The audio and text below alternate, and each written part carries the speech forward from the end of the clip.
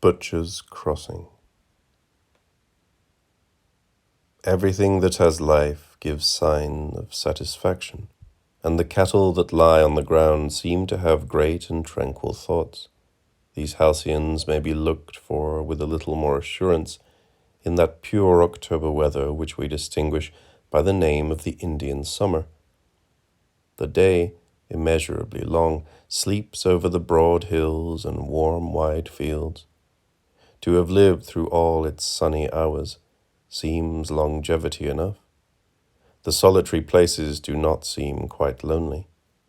At the gates of the forest, the surprised man of the world is forced to leave his city estimates of great and small, wise and foolish. The knapsack of custom falls off his back with the first step he takes into these precincts. Here is sanctity, which shames our religions, and reality, which discredits our heroes. Here we find nature to be the circumstance which dwarfs every other circumstance, and judges like a god all men that come to her. Nature. Ralph Waldo Emerson. Aye, and poets send out the sick spirit to green pastures, like lame horses turned out unshod to the turf to renew their hoofs, a sort of yarb doctors in their way. Poets have it that for sore hearts, as for sore lungs, nature is the grand cure. But who froze to death my teamster on the prairie, and who made an idiot of Peter the Will Boy? The Confidence Man. Herman Melville. Part 1. 1. The coach from Ellsworth to Butcher's Crossing was a dougherty that had been converted to carry passengers and small freight. 4 mules pulled the cart over the ridged, uneven road that descended slightly from the level prairie into Butcher's Crossing. As the small wheels of the dougherty entered and left the ruts made by heavier wagons, the canvas-covered load lashed in the center of the cart shifted.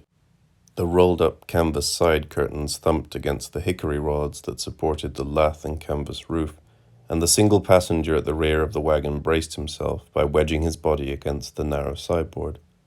One hand was spread flat against the hard, leather-covered bench, and the other grasped one of the smooth hickory poles set in iron sockets attached to the sideboards. The driver, separated from his passenger by the freight that had been piled nearly as high as the roof, shouted above the snorting of the mules and the creaking of the wagon. Butcher's Crossing, just ahead. The passenger nodded and leaned his head and shoulders out over the side of the wagon. Beyond the sweating rumps and bobbing ears of the mules, he caught a glimpse of a few bare shacks and tents set in a cluster before a taller patch of trees. He had an instantaneous impression of color, of light dun blending into gray, set off by a heavy splash of green. Then the bouncing of the wagon forced him to sit upright again. He gazed at the swaying mound of goods in front of him, blinking rapidly. He was a man in his early 20s, slightly built, with a fair skin that was beginning to redden after the day's exposure to the sun. He had removed his hat to wipe the sweat from his forehead, and had not replaced it. His light brown hair, the color of Virginia tobacco, was neatly clipped, but it lay now in damp, unevenly colored ringlets about his ears and forehead. He wore yellowish-brown nankeen trousers that were nearly new, the creases still faintly visible in the heavy cloth. He had earlier removed his brown sack coat, his vest, and his tie, but even in the breeze made by the dougherty's slow forward progress, his white linen shirt was spotted with sweat and hung limply on him. The blonde nap of a 2-day-old beard glistened with moisture. Occasionally, he rubbed his face with a soiled handkerchief, as if the stubble irritated his skin.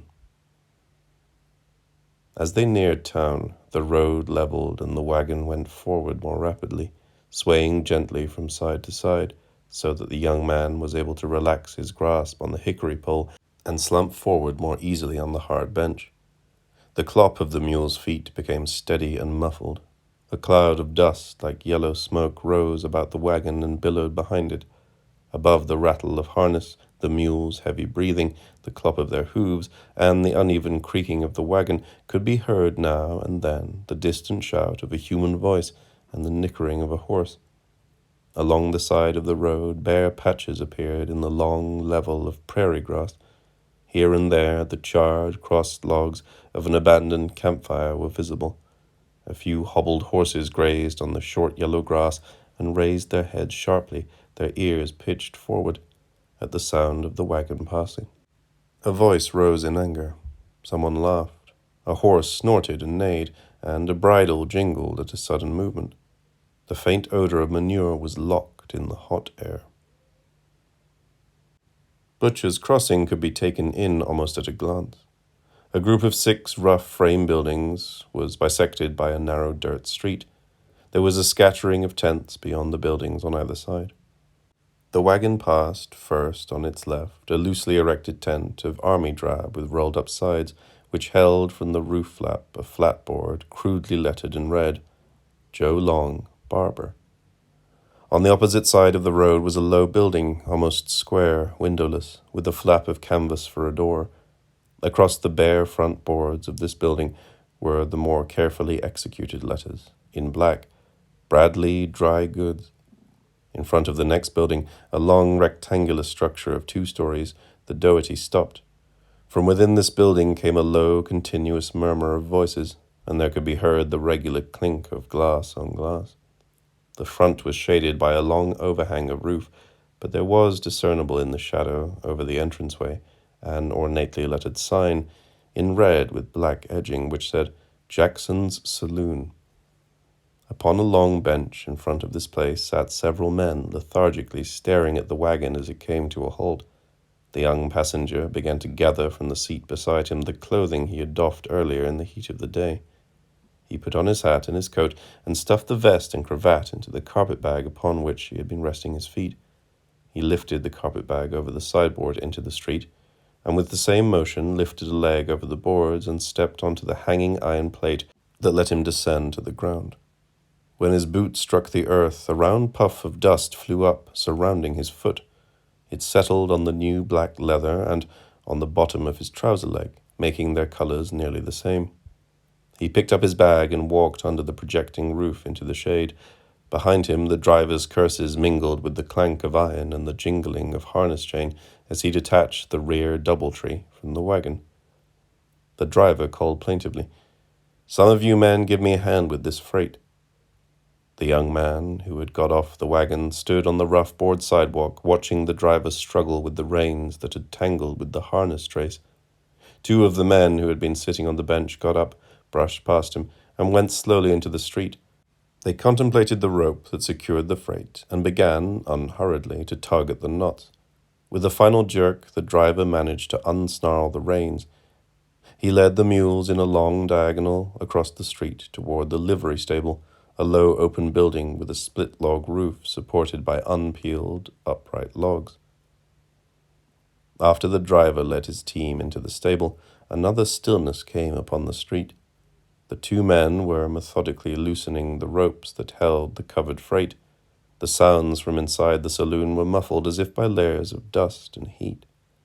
The young man stepped forward carefully upon the odd lengths of scrap board set directly on the earth. Facing him was a half dugout with a sharply slanting roof at the near edge of which was a hinged covering, held upright by 2 diagonal poles, which let down to cover the wide front opening. Inside the dugout, on benches and shelves, were scattered a few saddles and a half-dozen or more pair of boots. Long strips of raw leather hung from a peg that jutted out of the sod wall near the opening. To the left of this small dugout was a double-storied structure, newly painted white with red trimmings, nearly as long as Jackson's Saloon and somewhat higher. In the dead center of this building was a wide door, above which was a neatly framed sign that read, Butcher's Hotel.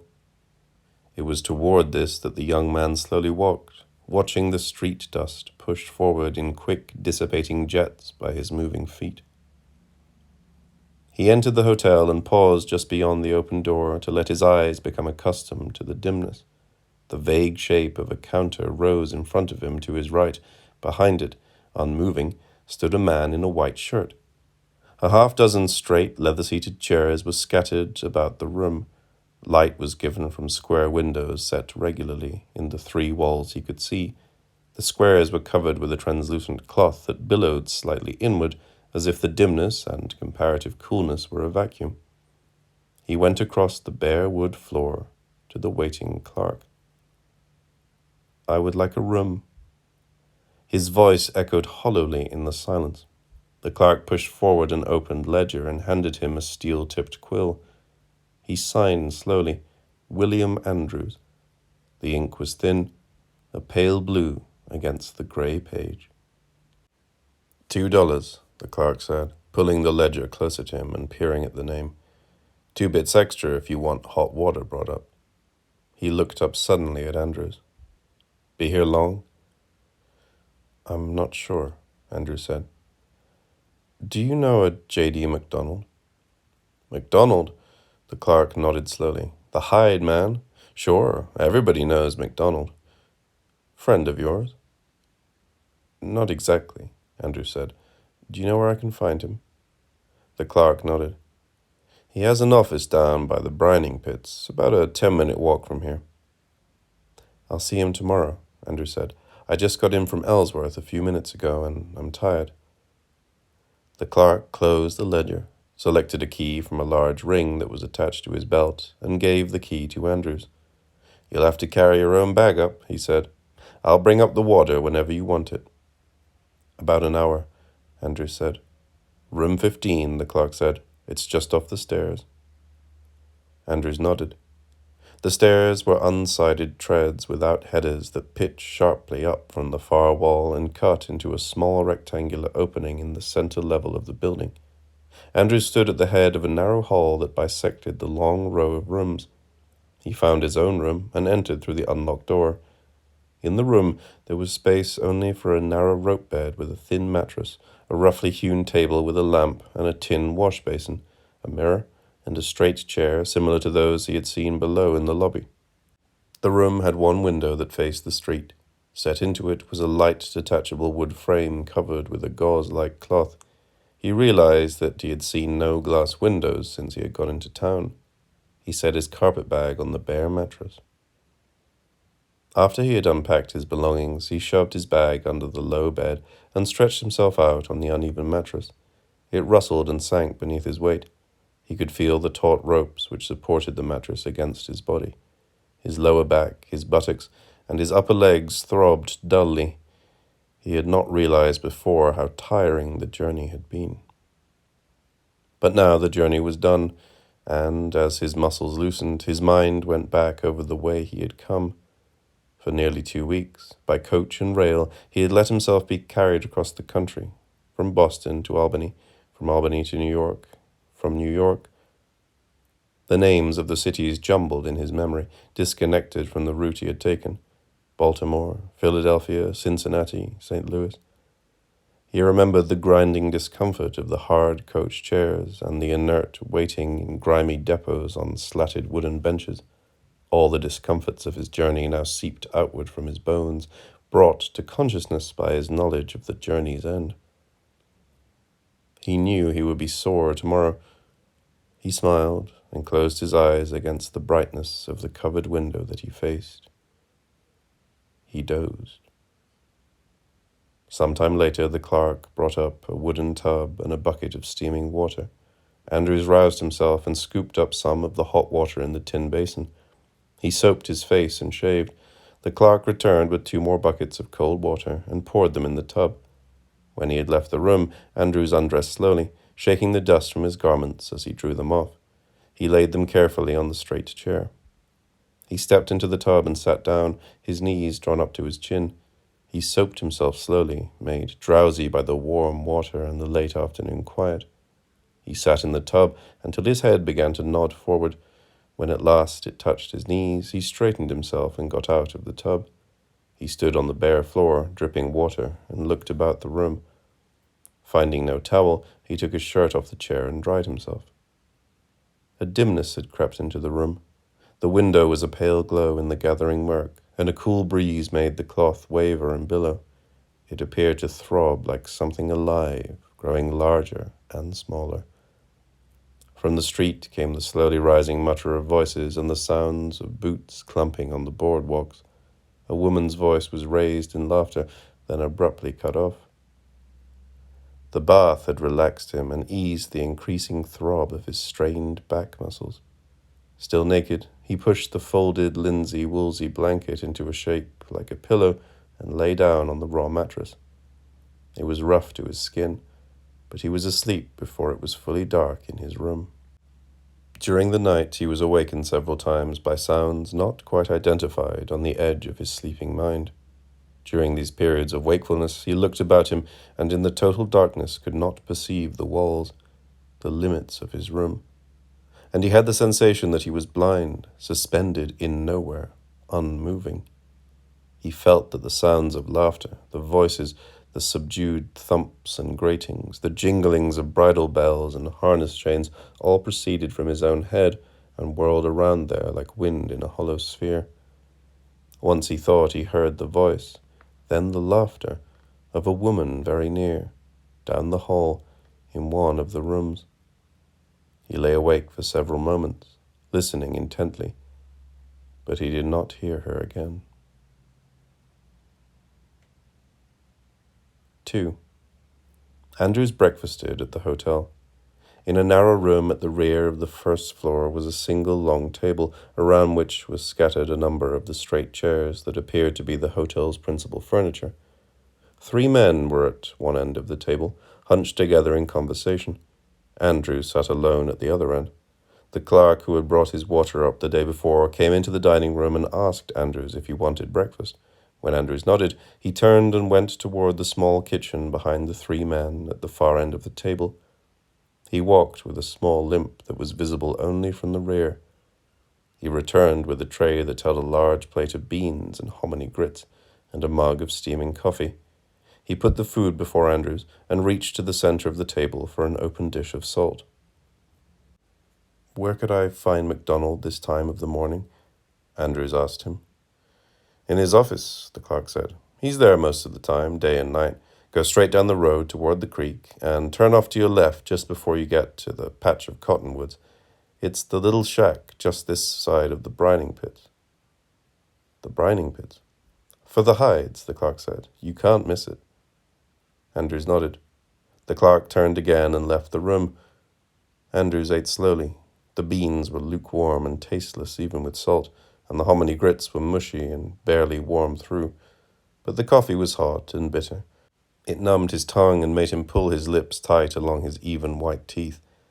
He drank it all, as swiftly as the heat would allow him. By the time he finished breakfast and went into the street, the sun had risen high above the few buildings of the town and was bearing down upon the street with an intensity that seemed almost material. There were more people about than there had been the afternoon before when he had first come into the town. A few men in dark suits with bowler hats mingled with a larger number more carelessly dressed in faded blue levis, soiled canvas, or broadcloth. They walked with some purpose, yet without particular hurry, upon the sidewalk and in the street. Amid the drab shades of the men's clothing, there was occasionally visible the colorful glimpse, red, lavender, pure white, of a woman's skirt or blouse. Andrews pulled the brim of his slouch hat down to shade his eyes and walked along the street toward the clump of trees beyond the town. He passed the leather goods shop, the livery stable, and a small open-sided blacksmith shop. The town ended at that point, and he stepped off the sidewalk onto the road. About 200 yards from the town was the turnoff that the clerk had described. It was little more than twin ribbons of earth worn bare by passing wheels. At the end of this path, 100 yards or so from the road, was a small flat-roofed shack, and beyond that a series of pole fences arranged in a pattern he could not make out at this distance. Near the fences, at odd angles, were several empty wagons, their tongues on the earth, in directions away from the fences. A vague stench that Andrews could not identify grew stronger as he came nearer the office and the fences. The shack door was open. Andrews paused, his clenched hand raised to knock. Inside the single room was a great clutter of books, papers, and ledgers scattered upon the bare wood floor and piled unevenly in the corners and spilling out of crates set against the walls. In the center of this, apparently crowded there, a man in his shirt sleeves sat hunched over a rough table, thumbing with intense haste the heavy pages of a ledger. He was cursing softly, monotonously. "Mr. MacDonald," Andrews said. The man looked up, his small mouth open and his brows raised over protuberant blue eyes whose whites were of the same shaded whiteness as his shirt. Come in, he said, thrusting his hand violently up through the thin hair that dangled over his forehead. He pushed his chair back from the table, started to get up, and then sat back wearily, his shoulders slumping. "Come on in. Don't just stand around there." Andrews entered and stood just inside the doorway. MacDonald waved in the direction of a corner behind Andrews and said, "Get a chair, boy. Sit down." Andrews drew a chair from behind a stack of papers and placed it in front of MacDonald's desk. "What do you want? What can I do for you?" MacDonald asked. "I'm Will Andrews. I reckon you don't remember me." "Andrews?" MacDonald frowned, regarding the younger man with some hostility. "Andrews." His lips tightened. The corners of his mouth went down into the lines that came up from his chin. "Don't waste my time, goddammit. If I'd remembered you, I'd have said something when you first came in. Now, I have a letter," Andrews said, reaching into his breast pocket. "From my father, Benjamin Andrews. You knew him in Boston." MacDonald took the letter that Andrews held in front of him. "Andrews? Boston?" His voice was querulous, distracted. His eyes were on Andrews as he opened the letter. "Why, sure. Why didn't you say you were... Sure, that preacher fellow." He read the letter intently, moving it about before his eyes as if that might hasten his perusal. When he had finished, he refolded the letter and let it drop onto a stack of papers on the table. He drummed his fingers on the table. My God. Boston. It must have been 12, 14 years ago. Before the war. I used to drink tea in your front parlor. He shook his head wonderingly. I must have seen you at one time or another. I don't even remember. My father has spoken of you often, Andrews said. Me? MacDonald's mouth hung open again. He shook his head slowly. His round eyes seemed to swivel in their sockets. Why? I only saw him maybe half a dozen times. His gaze went beyond Andrews, and he said, without expression, I wasn't anybody for him to speak of. I was a clerk for some dry goods company. I can't even remember its name. I think my father admired you, Mr. MacDonald, Andrews said. Me? He laughed shortly, then glowered suspiciously at Andrews. Listen, boy, I went to your father's church because I thought I might meet somebody that would give me a better job, and I started going to those little meetings your father had for the same reason. I never even knew what they were talking about half the time. He said bitterly, I would just nod at anything anybody said. Not that it did a damn bit of good. I think he admired you because you were the only man he ever knew who came out here, who came west and made a life for himself. MacDonald shook his head. Boston, he half whispered. My God. For another moment he stared beyond Andrews. Then he lifted his shoulders and took a breath. How did old Mr. Andrews know where I was? A man from Bates and Durfee was passing through Boston. He mentioned you worked for the company in Kansas City. In Kansas City, they told me you would quit them and come here. MacDonald grinned tightly. I have my own company now. I left Bates and Durfee 4 or 5 years ago. He scowled, and one hand went to the ledger he had closed when Andrews entered the shack. Do it all myself now. Well, he straightened again. The letter says I should help you any way I can. What made you come out here anyway? Andrews got up from the chair and walked aimlessly about the room, looking at the piles of papers. MacDonald grinned, his voice lowered. Trouble? Did you get in some kind of trouble back home? No, Andrews said quickly. Nothing like that. Lots of boys do, MacDonald said. That's why they come out here. Even a preacher's son. My father is a lay minister in the Unitarian Church, Andrews said. It's the same thing. MacDonald waved his hand impatiently. Well, you want a job? Hell, you can have a job with me. God knows I can't keep up. Look at all this stuff. He pointed to the stacked papers. His finger was trembling. I'm 2 months behind now and getting further behind all the time. Can't find anybody around here to sit still long enough to... Mr. MacDonald, Andrew said, I know nothing about your business. What? You don't what? Why, it's hides, boy. Buffalo hides. I buy and sell. I send out parties. They bring in the hides. I sell them in St. Louis. Do my own curing and tanning right here.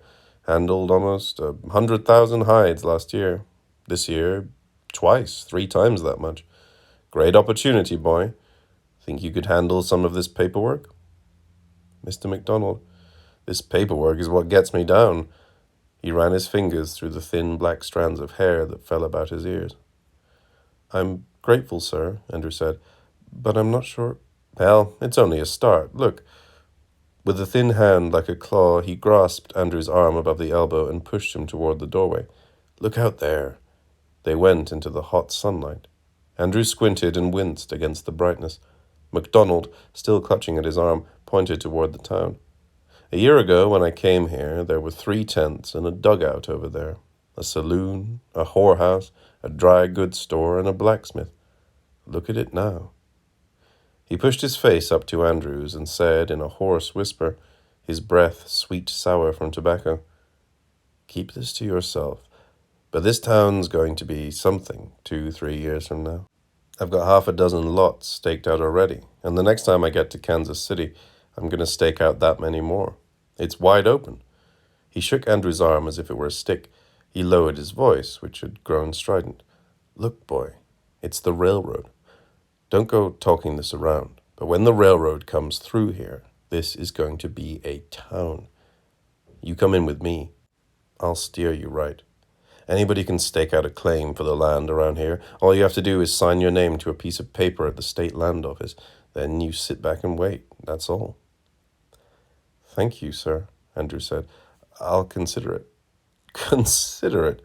MacDonald released his arm and stepped back from him in astonishment. He threw up his hands and they fluttered as he walked around once in a tight, angry little circle. Consider it? Why, boy, it's an opportunity. Listen, what were you doing back in Boston before you came out here? I was in my 3rd year at Harvard College. You see, MacDonald said triumphantly. And what would you have done with your 4th year? You'd have gone to work for somebody, or you'd have been a school teacher like old Mr. Andrews. Or, listen, there ain't many like us out here. Men with vision. Men who can think to tomorrow. He pointed a shaking hand toward the town. Do you see those people back there? Did you talk to any of them? No, sir, Andrew said. I only got in from Ellsworth yesterday afternoon. Hunters, MacDonald said. His thin, dry lips went loose and open as if he had tasted something rotten. All hunters and hard cases. That's what this country would be if it wasn't for men like us. People just living off the land, not knowing what to do with it. Are they mostly hunters in town? Hunters, hard cases, a few eastern loafers. This is a hide town, boy. It'll change. Wait till the railroad comes through. I think I'd like to talk to some of them, Andrews said. Who? MacDonald shouted. Hunters? Oh, my God. Don't tell me you're like the other young'uns that come in here. 3 years at Harvard College, and you want to use it that way. I ought to have known it. I ought to have known it when you first came. I just want to talk to some of them, Andrew said. Sure, MacDonald said bitterly. And the first thing you know, you'll be wanting to go out. His voice became earnest. Listen, boy, listen to me. You start going out with those men, it'll ruin you. Oh, I've seen it. It gets in you like buffalo lice. You won't care anymore. Those men... Andrews clawed in the air as if for a word. Mr. MacDonald, Andrews said quietly, I appreciate what you're trying to do for me, but I want to try to explain something to you.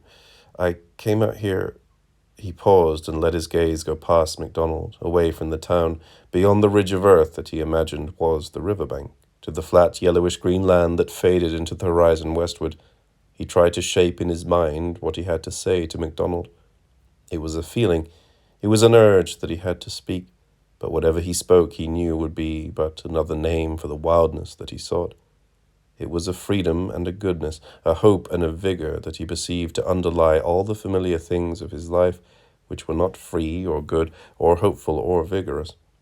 What he sought was the source and preserver of his world, a world which seemed to turn ever in fear away from its source rather than search it out, as the prairie grass around him sent down its fibered roots into the rich, dark dampness, the wildness, and thereby renewed itself year after year.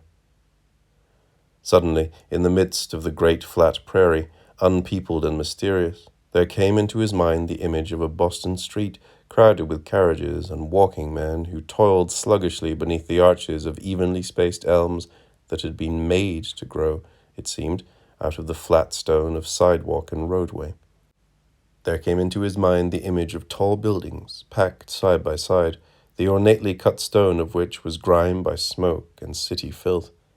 There came into his mind the image of the River Charles winding among plotted fields and villages and towns, carrying the refuse of man and city out to the great bay. He became aware that his hands were tightly clenched. The tips of his fingers slipped in the moisture of his palms. He loosened his fists and wiped his palms on his trousers. I came out here to see as much of the country as I can, he said quietly.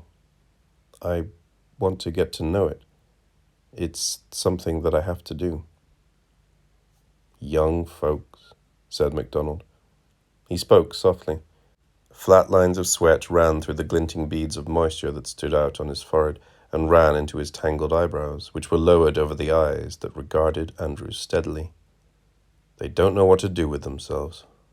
My God, if you'd start now, if you had the sense to start now, by the time you're 40, you could be... He shrugged. Let's get back out of the sun.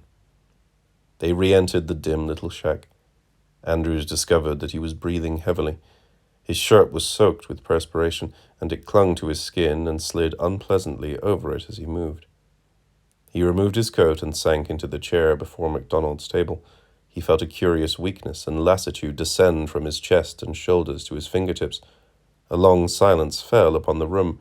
MacDonald's hand rested on his ledger. One finger moved aimlessly above the page, but did not touch it. At last he sighed deeply and said, All right, go and talk to them, but I'll warn you, most of the men around here hunt for me. You're not going to have an easy time getting into a party without my help.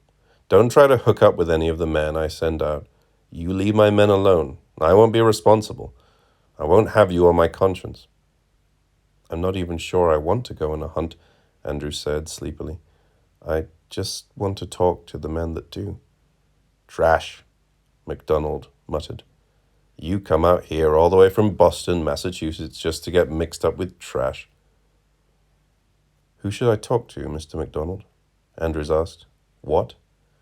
Who should I talk to? Andrews repeated. I ought to talk to someone who knows his business, and you told me to keep away from your men. MacDonald shook his head. You don't listen to a word a man says, do you? You got it all figured out. No, sir, Andrew said. I don't have anything figured out. I just want to know more about this country. All right, MacDonald said tiredly. He closed the ledger that he had been fingering and tossed it on a pile of papers. You talk to Miller. He's a hunter, but he ain't as bad as the rest of them. He's been out here most of his life. At least, he ain't as bad as the rebels and the hard Yankees. Maybe he'll talk to you. Maybe he won't. You'll have to find out for yourself. Miller? Andrews asked. Miller, MacDonald said.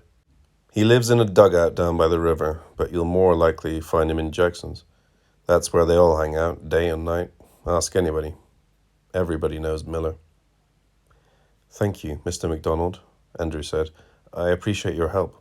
Don't thank me, MacDonald said. I'm doing nothing for you. I'm giving you a man's name.